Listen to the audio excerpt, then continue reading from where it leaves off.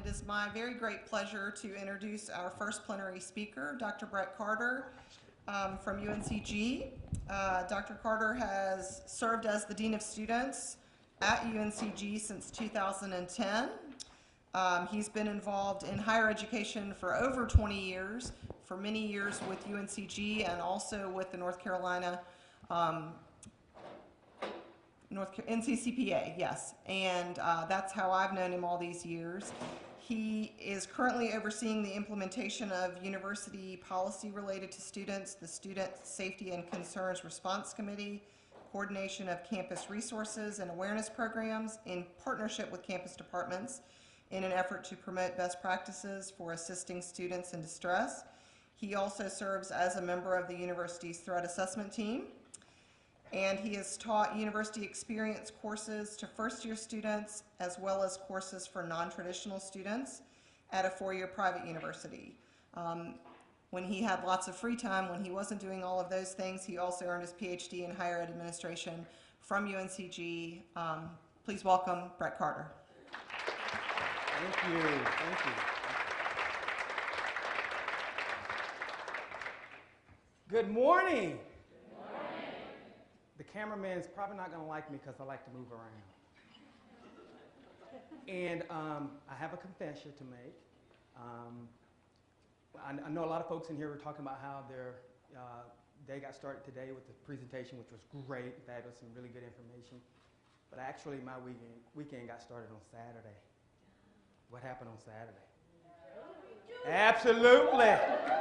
And I'm letting y'all know, I'm like, I don't feel the energy in the room when I came here, because here's the deal, guys. My wife went to Duke University, and so you can imagine what Saturday was like. Now, what she doesn't realize is I had told her that I was going to take her car today to have an oil change. Well, I'm actually having her car wrapped today. Carolina blue. So she's going to be surprised. But I'm excited to share with you all some things that we're doing at the University of North Carolina at Greensboro as it relates to creating that culture of care. And I think what you're going to find is a lot of what I'm going to be talking about today. President Hall kind of really highlighted it as to why we need to create a culture of care here at the on our campuses. I don't know how to use the clicker.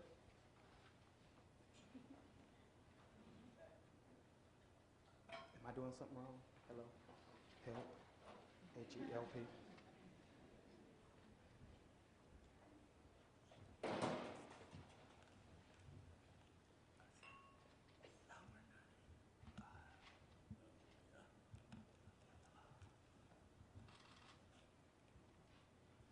Well, while they're doing that, one of the things I want to talk about, too, that just came out today in the Chronicle of Higher Education. So my talk today is very timely. They just produced an article related to UNC Greensboro, and the title of the article is How Our University Fights to Keep Students' Demographics from Becoming Their Destiny. Try it. Okay, good.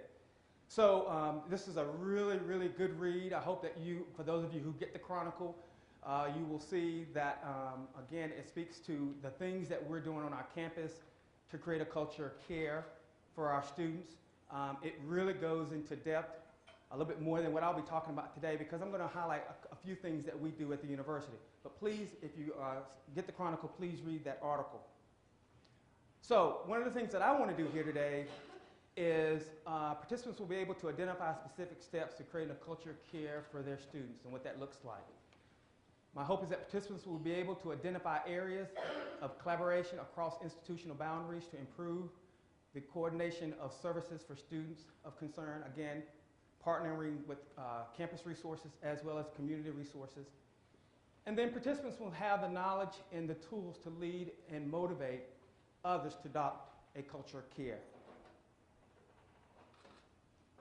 I would really like to take credit for creating a culture of care on our campus, but I can't. Dr. Jende Shaw, who's also a mentor of mine, who is now at the University of Florida, really came up with this new initiative. It was several weeks before the Virginia Tech incident where she felt that we needed to do more on our campus. And for those of you obviously who are familiar with the Virginia Tech situation, with regards to the mass shooting, one of the things that came out of the report that was critical was that a lot of people had information about that particular student, but they weren't sharing that information. And so because they weren't sharing that information, and what was guiding some of that in the final report was related to FERPA. People thought that they could not share information across lines, across departments, because they felt like FERPA prevented them from doing that. And certainly, if you go back and read FERPA, there's a clause in there that says if you have an educational need to know, it's important for you to share that information. Certainly other areas in FERPA talks about if a person is threatening harm to themselves or others, you need to share that information. So I give credit to Dr. Jende Shaw for helping us get started on our campus. So quickly what I'm going to do is talk about us, give you an idea of what our campus looks like very briefly, talk about today's mental health concerns. I don't know if you've seen it yet, but the UNC system put together a task force on mental health, and they produced their report on December the 15th, 2016, that highlighted some concerns that are going to be impacting our colleges and the UNC system as it relates to students with mental health concerns. And I'm going to highlight some of those key points there. Talk about several UNCG Cares initiatives that we've done on campus and things that, again, are in place. I'm going to highlight what it looks like if you are interested or wanting to establish some type of initiative on your campus that reaches all students. Something that we felt was very important in terms of talking to our faculty and staff of what does it mean to create a culture of care. I'm going to share some general data, just things that we ask our faculty and staff and what we're seeing from our data as it relates to students who feel like our campus creates that culture of care. Talk about case management. That is very critical because when you create a culture of care, somewhere that information has to go and something has to be done with that information. And we're very fortunate at UNC Greensboro that we have 2 case managers, one housed in the Dean of Students office, one housed in the Counseling Center. I'm going to talk about some new initiatives that we've done at UNC Greensboro, and I'm also going to talk about our successes and our challenges as it relates to creating that culture of care, and some trends that I'm seeing in terms of as it relates to initiatives that we're hoping to implement, and what I'm seeing in the literature talks about what we need to be doing in order to create that culture of care. And then I want to just kind of wrap up and give you an opportunity to ask me some questions. So again, UNC Greensboro, we're a co-education institution. Doctoral granting, obviously we're one of the 17 schools in the system.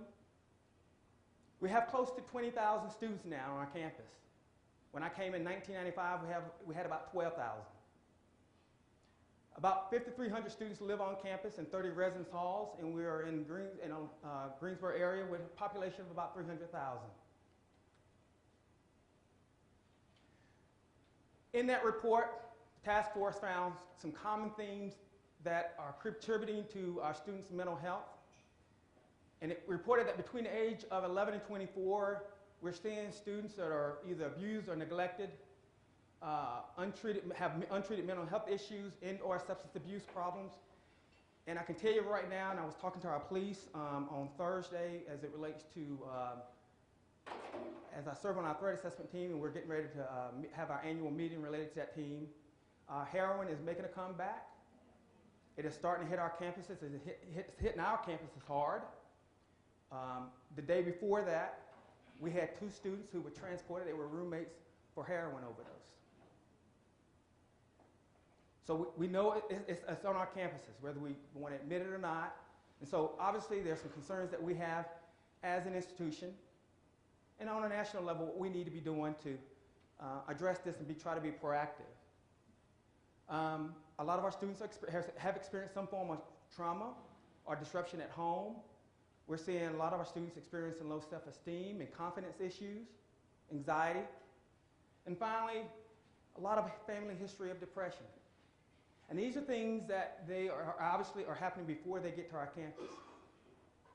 The good thing about it is whereas before there was a stigma related to that, parents and students are now disclosing that information. We are now seeing when students are applying for admissions and they're talking about, you know, why do you want to attend UNC Greensboro, and tell us a little bit about kind of, you know, what experiences you've had to kind of prepare you for college.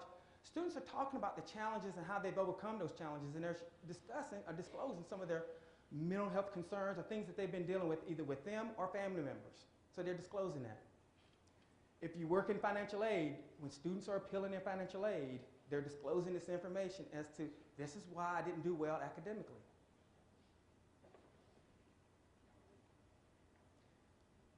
The reality of it is our jobs are not going to get any easier.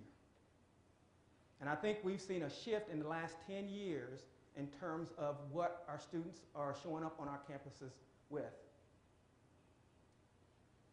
And I tell folks that if I'd have known what I was getting into 10 years ago, would I still be doing what I do? Of course. Why? Because I have an overwhelming passion to help students be successful. And when people ask me, I don't know how you can be a dean of students, I can't think of any other job I would want to have, where I have an opportunity to interact with students on a regular basis, interact with faculty on a regular basis, staff on a regular basis. So our job's not going to get any easier. And one of the things that came out of that report, just want to kind of highlight some of the statistics as it relates to the Center for College Mental Health, and a lot of counselors have to participate in this survey. And it talks about 24% of students harm themselves through cutting and or self-mutilation. 23% of women report being sexually assaulted while in college. 44% of college students experience periods of severe distress, and that includes depression, anxiety, panic attacks, and suicidal ideations. Anxiety, depression are the most common mental health diagnoses that our counselors are seeing on campuses. And nearly 1,100 students commit suicide, college students commit suicide every year. Counseling centers are seeing a 13% increase in terms of students that are seeking out counseling. This is why we have to have a collaborative effort across campus in terms of supporting these students. Here are our initiatives here on university's campus. We got UNCG Cares, and we also kind of retailored it to UNCG Still Cares because we have trained a lot of faculty and staff who come through this training, and we offer a refresher course. So we're constantly tweaking this training that we offer on our campus.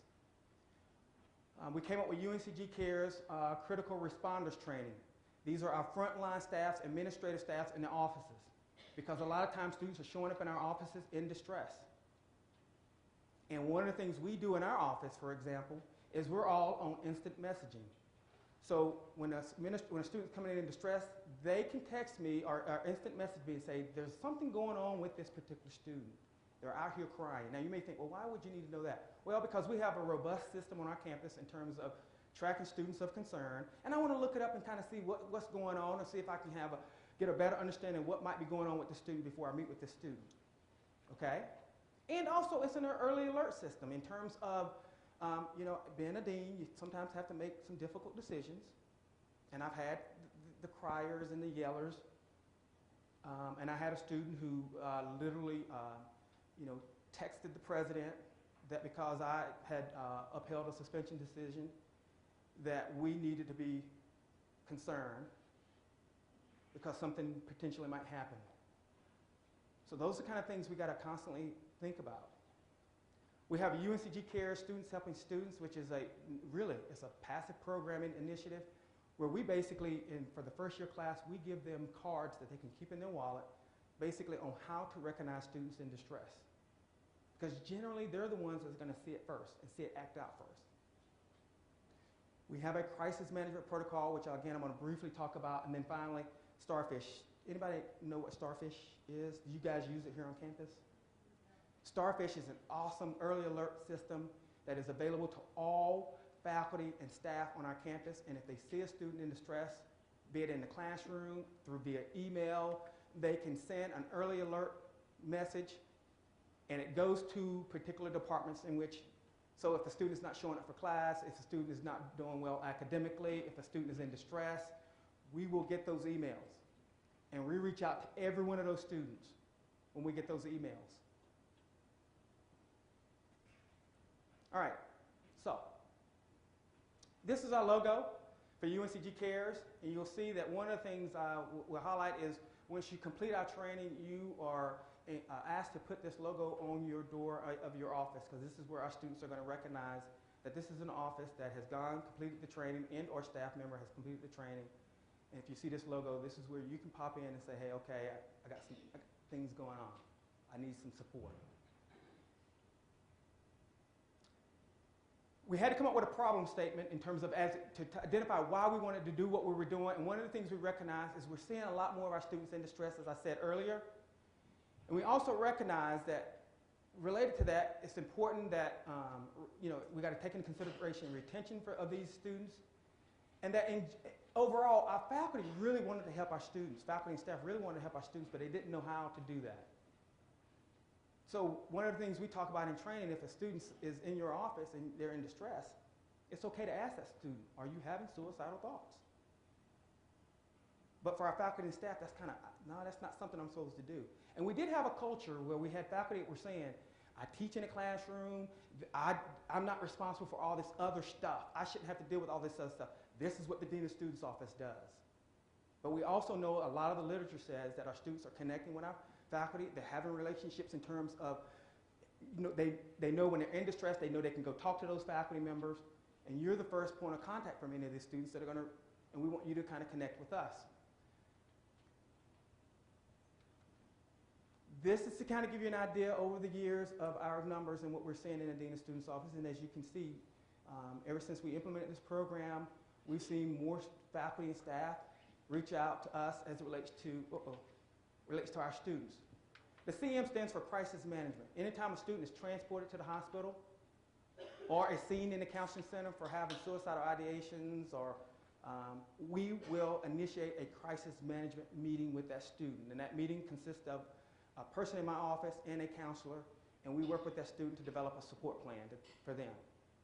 When they are transported to the hospital, our case manager in the counseling center goes to the hospital and meets with the student and says, when you come back to campus, we want you to connect with the Dean of Students Office. Again, going back to creating that culture of care. Then the other numbers on the other side is just any general concerns where faculty just email us or a staff member says, I'm just concerned about this student in general, or the residence hall staff. And we will initiate contact with those students. So what does UNCG Cares look like on our campus? Well, first of all, one of the things that we, again, as it was initiated by the Dean of Students, we met with enrollment services and other partners on campus to get buy-in. That's our 3 other counseling centers, and also we met with community agencies, counseling centers, anywhere in the area where we know our students might potentially show up, hospitals, to say, this is what we want to do on our campus to kind of support our students. Again, going back to that collaboration, connecting with other campus resources. We created and implemented a program, and it's a 2-hour program. We do it twice a year, usually on a Friday. We engage faculty and staff in conversations, case studies, so that they can be, kind of be familiar with what they're experiencing, what they're going through, kind of talk from their perspective some of the things that they're seeing. We create an assessment process to kind of continue to evaluate our program, and then what we do is we publicize it on campus through that logo that we have. So UNCG Cares, Creating a Culture of Care, has established a network of individuals and offices that focus on supporting students with a centralized hub of trouble. We call ourselves the Dean of Students, kind of the hub of trouble, give or take how you want to interpret that. We want everything to come to us related to students of concern. We want to be the central hub for that information, and let us figure out what we need to do to get that student support that they need. We reach students in distress at an early stage so that the crisis situation and or dangerous situations are minimized before they become critical.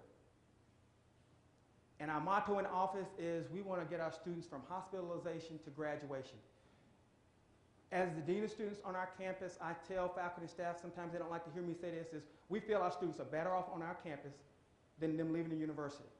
So we're not going to be pushing our students who may have some critical mental health issues going on. We're not going to push them off and say, well, maybe you need to take some time off. Now, that doesn't say that there are times when we have to, but I want to minimize that because we feel like our students are better off on our campus getting the support that they need. And not only that, we can kind of keep our eyes on students. Now, some folks might say, well, yeah, but you don't want someone who's potentially threatening harm on your campus to kind of keep eyes on them. But one of the things is, and again, if it rises to a certain level, we may have to say you need to take some time off.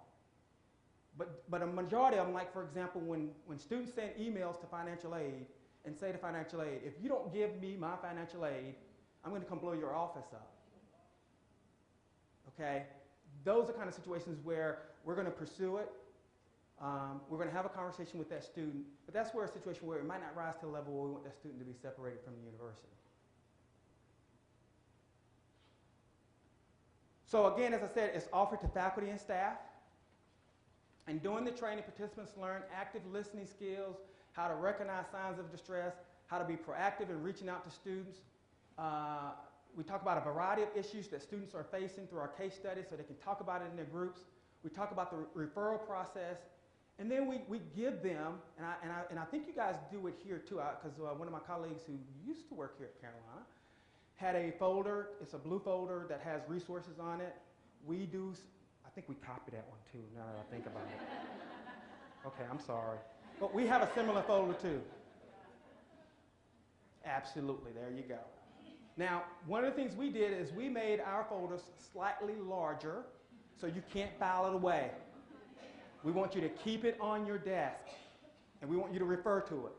And it's got a lot of resources in there, and we update that folder every year so that it can have the most current information. And again, our faculty are telling us that they feel comfortable coming through, dealing with our students in distress. Now, one of the things we have to start on the onset with our faculty and staff as it relates to guidelines, and the important thing is most chronic distress cannot be completely resolved in a one-time interaction. So one of the things we train our faculty to do and staff is when you're interacting with that student, you're empowering that student to come up with what are some other resources, because what we're realizing is our students who are in distress are saying when they're in distress or when they get to that point, they themselves feel like they have no other options. But what we're saying is you do have other options. And so we're training our faculty and staff to have that conversation, to talk about the support resources on campus, and then they come up with an agreement. The student may say, I agree to go over to the Dean of Students office. And when they do agree to do that, the faculty member at the next class session may follow up with that student and say, did you go to the Dean of Students office? And/or the faculty might give us a heads up. It's okay if they're still in distress, as we just, because again, faculty, Dean of Students, what are you going to do? Can I get, can you keep me in the know about this particular situation? This is how we teach our students resiliency. This is where we kind of say, we're going to work with the student, we're going to empower the student, but they need to kind of take some responsibility and try to manage this too. We can't do it for them. We don't want to get on students' emotional roller coaster ride. I tell you right now, I've had a couple faculty, when a student was in distress, they would drive the student to the hospital, which is a no-no. Staff in our residence halls, when a student was in distress or they didn't, I hate when you see these big situations that happen on campus when folks will say, well, yeah, this person kind of went in their room and they stopped speaking. They weren't interacting anymore. And we train our RAs to recognize those signs, to be engaging with your residents on campus so that you can see what's going on with that particular student. But at the same time, we got to have those boundaries. And what does that look like? And then we say to faculty and staff, set, maintain, and inform students of your boundaries around your time, including emails and phone calls. Again, we had to shift early on from faculty and staff feeling the need to say to students, let me give you my cell phone number, and if something goes wrong or you feel like you're in distress, call me. Now, I don't know about any of you guys, but at 2 a.m. in the morning, I'm probably not going to take a call. Unless it's my staff calling me, which I do look and see if it's the Dean of Students scrolling across my phone, because I'm doing it. And emails. I'm not checking my emails at 2 a.m. in the morning. And unfortunately, we've had situations where a student in distress and the faculty member said, hey, email me and let me know how you're doing. And the student in an email said, I'm in distress, I'm having suicidal thoughts, and I need to talk to someone now. And we've been very fortunate that that situation didn't head in the wrong direction. We had situations where staff who taught our FFL classes, student at 8 o'clock in the morning said in a group, I'm having suicidal thoughts, or I had suicidal thoughts last weekend, and the staff member had a lot going on that day, and I didn't find out that this was going on until 4:59 on a Friday afternoon. I leave work at 5 o'clock, and I got this message at 4:59, so we had that gap in there. And my concern is first of all, I want to get home, y'all. I work in Greensboro. I got a 50-minute commute, But now I got this window here where I don't know where this student is. And now I got to track this student down. Again, potential opportunity, but this was all before we started this UNCG Cares initiative. And most importantly, we say to faculty and staff, you got to take care of yourself. That's the most important thing when you're dealing with these things. And we check in with faculty and staff after they have expressed concerns about a student. That's just kind of our motto. Taking care of yourself is the most powerful way to begin to take care of others. This is, and I'm not going to read this is our UNCG Cares commitment.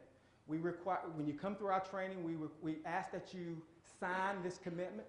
We give you a copy that you return to us when you sign at the end of the training, and then we give you a beautiful copy that we hope you're going to take back and frame and put in your offices.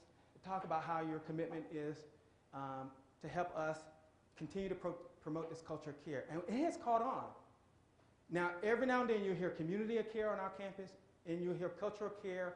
We do dining with the deans where we meet. I make my staff available for students, and we provide a meal, and we reach different populations of students. And one of the things we ask is, why did you choose to come to UNCG? And consistently what they're saying is, I feel like I'm cared for here. So that tells me we're doing the right thing, we're on the right track as it relates to that. General data, just to kind of give you an idea of what we're seeing in terms of when we train our faculty. And you'll see in the article today in the higher ed, we've trained close to 1,200 faculty. We limit our sessions to 25 faculty and staff each time we offer it, only because we want to have a lot of dialogue going on.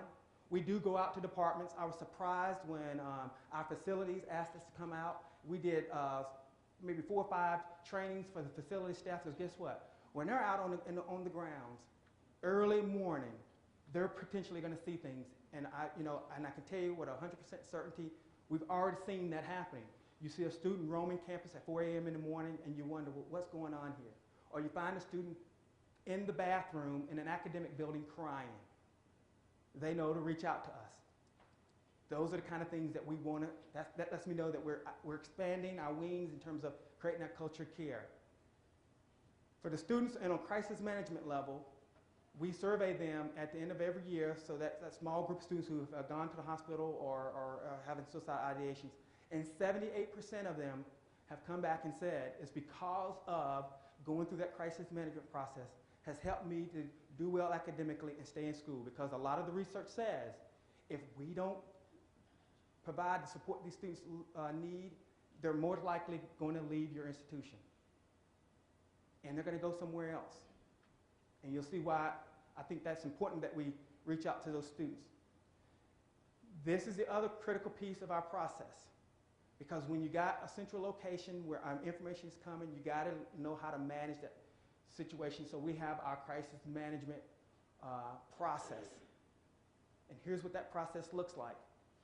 You enter the case management through our crisis management process. Again, obviously, if a student presents in crisis to the counseling center, to the individual therapist in the community, they may pop in our office, or faculty or staff. We have what we call our emergency mental health assessments. So if a student comes in and they're saying, I'm in crisis, and I'm saying to them, or my staff saying, well, we think you might want to get some support from the counseling center. And if they say, no, I'm not going to the counseling center, then what we do is we say, okay, well, since you don't want to voluntarily go, I'm going to mandate you to go down to the counseling center for an assessment. Counselors don't like for you to refer students and tell them that they have to go for counseling. And I understand that. But they will allow us to do a mandated assessment. Okay? And again, as I said earlier, hospitalization, or when we do welfare checks. And that's in the residence halls, or for our distance learners, if a student calls, puts something on Facebook or something related to the concerns for their health, we will call our UNCG police. That police will contact the police wherever they are, where they're living, and go out and do a welfare check. Because that's kind of how we are concerned about our students. Again, types of issues that our case manager might handle is a suicide attempt, suicide ideations, psychotic breaks, and/or other serious mental health concerns, drug and alcohol dependency, eating disorder, Title IX cases, and the list goes on, and even without threat assessments.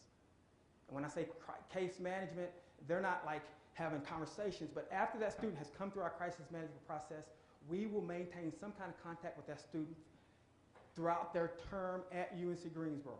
And we will follow up with that student, because that's how important they are to us in terms of creating that culture of care.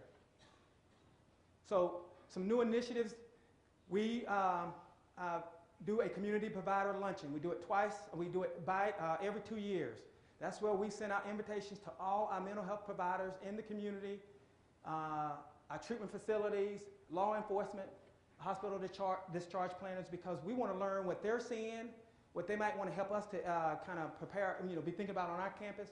We also want to talk to them about our processes, because we want them to engage in conversations. And what that does is when a student goes into the community and they're in distress, that counselor or that therapist or that planner is going to say, you know what, I'd like for you to sign a release so that we can share this information with your university.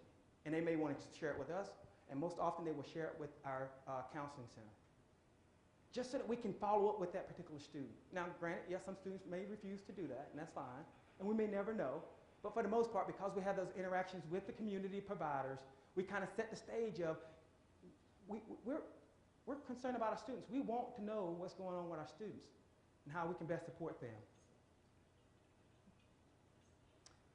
This is the most interesting thing for us, is that we started a care group. So anybody that comes through our crisis management process, we ask, it's voluntary, but and majority of them typically do, we ask them to participate in a care group that meets for 6 weeks in the counseling center.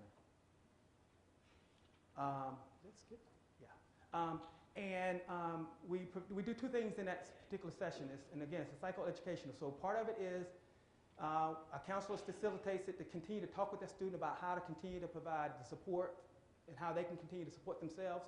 And then from a dean of students perspective, we talk about academic support resources and continue to see where they are and kind of have that personal touch and that experience.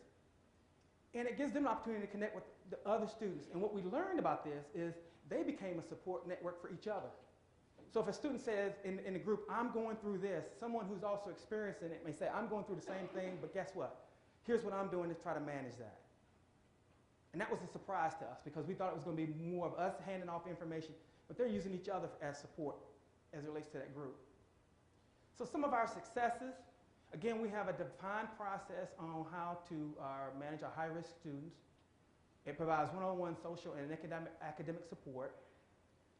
Again, as I said, established collaborations between the counseling center, the dean of students office, our campus partners. The fact that we have the ability to have 2 case managers on our campus.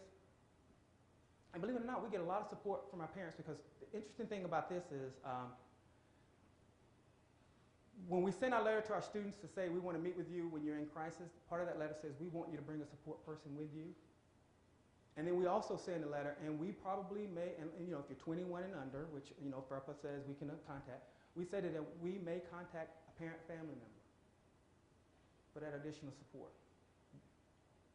We may do that dependent. Now, many of them, because of the situation, it may be at home that contributes to that, so we may not be in a position where we can share that information with our family member.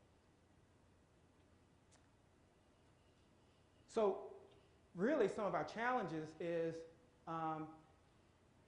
but although in a small number, is noncompliance with counseling. If the student does not, so we built in a process where they have to submit a form notifying us. We don't need to know when they're going to counseling. I mean, not when they're going to counseling, what they're talking about in counseling. We just want to make sure they're going. And so it's called a verification form. And so when they don't show up for their counseling appointments, we will reach out to that student and reconnect with that student. Our counseling center, as with many counseling centers, offers short-term counseling. And if you think about the things that we're seeing now, more chronic issues, we have to refer, we're referring them out to the community resources. But because our case manager in the counseling center knows these resources, they reach out to them, and we have some students that may not be able to afford it, so we work with the community counselors to identify who will see students on a sliding pay scale, so that doesn't become an issue potentially. But as you can see, some of our students say, well, I don't have transportation in our costs, so it's which we incorporated several years ago. We should have been doing it a long time ago, where students get free transportation if they show their ID on the transit system in Greensboro. we used to say to our community therapists, we would prefer the student turn in that form, but then the students weren't turning it in, so we reached out to our therapists and say, if they're seeing you in the community, we just need to get that counseling verification form. And some will do it, and some will not, and then we'll be reaching out to the students saying, we haven't gotten your counseling verification form, and they say, well, my counselor said she was going to mail it. So there's a little bit of, we have to contact the therapist and say, we really need to get that form. Pushback from students involving parents and family members. Yes, I mean, I'll be real. Some of our students that come in say, I don't want my parents and family members to know, and then we kind of probe with them as to why. We get them to a place where they feel comfortable, and we will make that parent-family call with the student in our office. And the call really goes like this. We say to a parent, and if they don't want the parent and they identify a family member, we will say, we just completed our meeting with the student. We want to let you know that we are in the process of getting them back on track. We got some great support resources on campus that's helping the student, and we want you to know if there's anything as we go forward or any concerns you see or notice, we want you to call our office. And we have, our parents are very appreciative of this because if you think about it, many of our students who have been transported to the hospital, most often, 99% of the time, they have to call a family member anyway and let the family member know. Or what happens is the student will not call the parents while they're in the hospital if they've been hospitalized for a week, and the parent's like, I haven't heard from my son or daughter. We can't release that information. Let me say this. We know we can, but we would prefer that the student is given a heads up if they're currently in the hospital. And so oftentimes we will say to the parent, we're going to reach out to the student and we're going to encourage that student to call you. What happens, our case manager, when she goes to the hospital, she says, one of the things we need you to do, because we don't want your parents to worry about it, we hope you'll be willing to make that contact. And students support that idea. The other thing is in terms of how we terminate our case management tracking. On that form that we send to the counselors, it has a high, medium, or low risk to themselves. If we get 4 consecutive lows on that form, we feel comfortable in terms of terminating that tracking with that student on a regular basis. Doesn't mean that may not still reach out to them once a semester just to kind of check in with them. The challenging thing sometimes is they'll get 2 lows, they'll have a bump in, and then it'll go back to a medium or high, so we just kind of continue to track that student. So trends, things that we're seeing, or I think that where we need to be going is, obviously, in the task force came up, we need more counselors. One way we're filling that gap is we have contracted with Protocol. Anybody familiar with Protocol? Protocol is a national organization that recruits highly trained professional counselors, and they make their service available 24/7. Students can call that service, and we're going to be implementing it this fall. And when they answer the phone, they will answer the phone as if they're representing UNC Greensboro as a counselor. The reason why I know this is important to us is because already we've had calls where students were in distress and they called the counseling center and they got a recording. And I don't like that. That was one of my biggest concerns. How can we get around that? Our police can call Protocol. Because what was happening is we had counselors that were on call, and so they were getting calls throughout the nights, and then the expectation is to come in the morning during their regular office hours, and it was causing burnout. So we knew we had to correct that. And you pay by the number of calls. We're going to start out, I think, with 50 calls a month to see kind of, if we go above or below that, you can transfer. So if you only get 45 calls in the first month, you can transfer the 5 remaining calls to the next month. So again, we want the students to constantly be in contact with someone. And then they will, if they have a student in severe crisis, they will call our counselor, our director. Now, if you're thinking about what happens if there's a hang-up call, they can trace that call back, and they will make that call back to the student. If the student doesn't answer the phone, the protocol will be they'll call our UNCG police to come over and do a wellness check. Now, I keep throwing out our police. We have a really, really good police department on our campus. And one of the things I like about our police is they will get out and do patrol walks and get to know our students. So our students don't feel intimidated by officers when you have officers showing up at your residence hall. Again, going back to creating that culture of care. We have we implemented Maxient last year, which I think you guys do here at Chapel Hill too. It is a case management software database where you can put information into it. That has been very phenomenal for us because we have intentionally created a case management version for our Maxient. It is not a product designed to handle case management. It's really for judicial records. But we've kind of tweaked it, and they've worked with us to tweak it so that we can manage cases. And we are getting ready to launch a campus-wide form where anybody that wants to report concerning behaviors, it automatically goes into Maxient. And we have a team that will be behind the scenes monitoring those cases when they come through to see if there's anything of concern in it. Stronger information sharing between institutions. One of the things, and I know this is kind of touchy in terms of what we're finding is when students are in mental health crisis and they just want to drop out of school, what we're finding out is they're going to other institutions. We don't want to prevent them from going to other institutions, but we want them to get that support that they need there. It's not uncommon for an institution to call me to say, hey, we're seeing some disruptive behavior or mental distress on our campus, and we noticed that that student went to UNC Greensboro. And in my mind, they have an educational need to know. The student's already been admitted.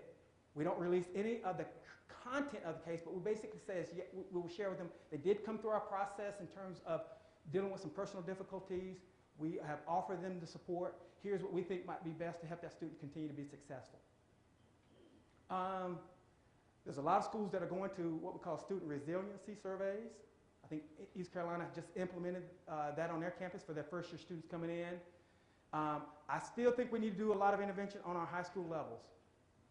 I don't know what that's going to look like, but I certainly it's one of those things that if we can train our guidance counselors and teachers on a high school level to kind of help manage these and help students learn some of those coping skills, I think we'll be better off. And that's one of the areas that we're going to be pursuing. Again, as I mentioned earlier, students are self-disclosing it. We have a great recovery program, which I'm pretty sure that UNC-Chapel Hill, you guys have a really recovery program for students who are in recovery for substance abuse, which is a phenomenal program. Our program went from having just 4 students to now we're up to 32 students. Okay? Mobile crisis agencies, we've connected with them, so even we provide that resource to students. They can call a mobile crisis unit within the Greensboro area, and they will come out and do an intervention, a crisis intervention with that student. And then administrative withdrawals. We want to minimize the student's stress. And so if a student is in a place where they feel like they do need to take some time off, I don't want them jumping through hoops. So I will do an administrative withdrawal, and they're not penalized for that. We set it up with our registrar's office that the students are not penalized for getting W's, even if it's after the drop date. And then we provide a follow-up letter to that student that we hope you're going to return to UNC Greensboro. All right, almost done there. So actually I am done. So that's kind of about us. What do you think? Are we hitting it? Missing it? Don't care? Don't know? I'm going to take questions. Yes?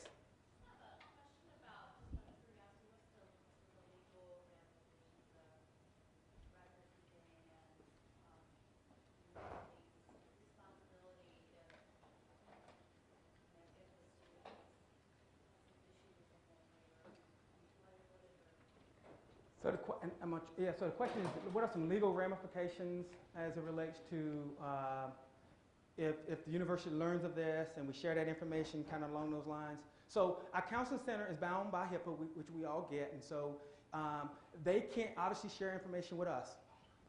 So what we've implemented is if a student shows up at our counseling center and has to be transported off campus for a mental health evaluation, our police will transport the student to the hospital. And guess what?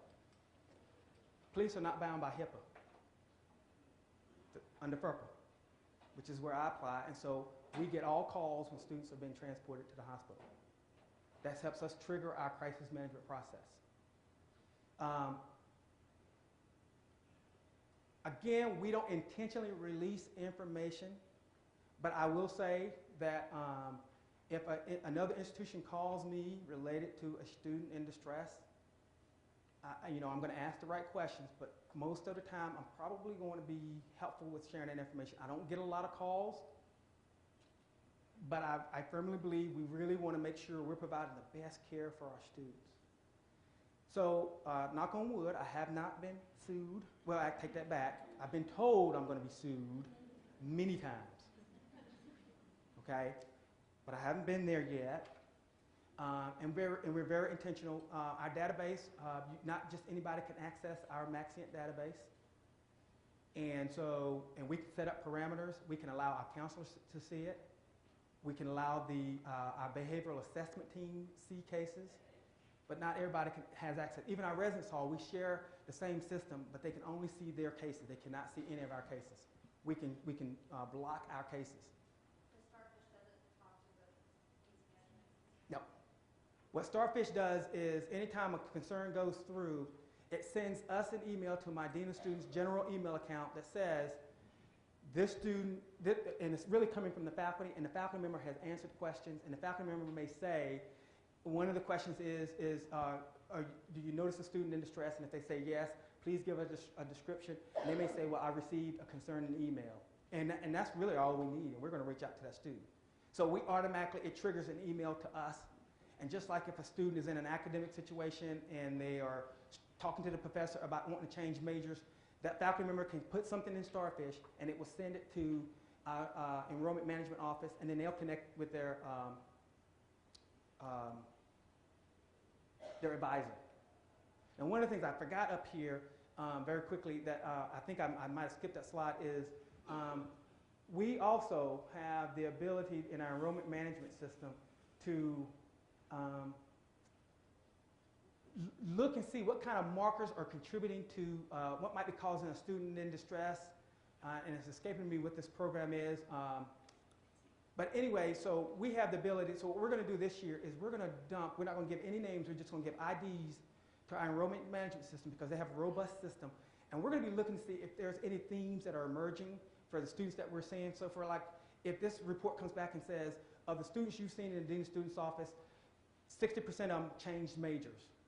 Well, that might be a trigger for us that during the time of major change and all that kind of stuff, this is when the student's in distress. We have some of our math classes that are online.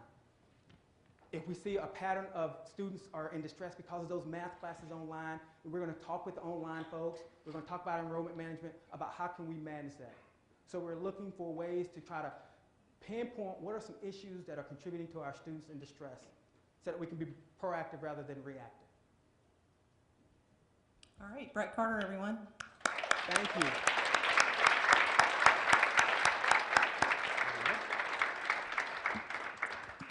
We are going to transition now to a time of some table talk since we ran out of time earlier for it, and I'm going to ask Shanoya and Sharberry to come up here and give a little